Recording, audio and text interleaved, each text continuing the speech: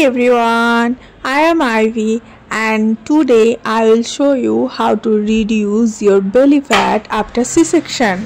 C সেকশনের পর বেলি ফ্যাটটা হেভি হয়ে যায় এবং সেই জায়গায় গ্যাস আটকে যায় এবং সেই জায়গাটা কিছুতেই রিডিউস হতে চায় না।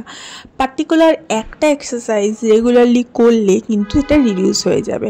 সেটা হচ্ছে আমাদের যে কোরগুলো ফেটে যায়, মাঝখানে পেটটা বড় হতে থাকে, আরও বড় হতে থাকে, আরও বড় হতে থাকে বাচ্চা থাকার ফলে, এবং তার ফলে পেটের ভেতরে যে ফ্যাটগুলো রয়েছে, যে কোর জায়গাগুলো রয়েছে, ভেতরের যে অংশগুলো রয়েছে সেগুলো ফেটে যায়, ফেটে গিয়ে বড় হতে থাকে এবং সেই ফেটে যাওয়া অংশগুলোকে যতদিন না আমরা জয়েন করতে পারছি, ছোট করতে পারছি, ততদিন কিন্তু আমাদের বেলি ফ্যাট কোনোভাবেই রিডিউস হবে না। তাতে আমি খাওয়া দাওয়া ছেড়েই দিই আর যতই জিম করি।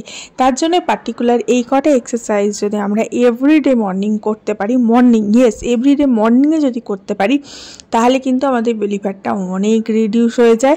অ্যাটলিস্ট যদি 1 মাস করা যায় তাহলে কিন্তু একদম রিডিউস হয়ে যায়।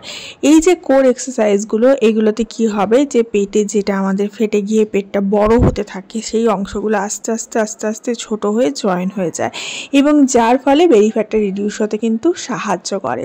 কারণ দেখবে যে জায়গায় আমাদের সি সেকশনে সেলাই পড়ে তার উপর অংশটাই কিন্তু আস্তে আস্তে ঝুলে যেতে থাকে চর্বি জমে জমে, আর তার উপরের অংশটাই আমাদের কিন্তু মাঝে মাঝে ব্যথা করে।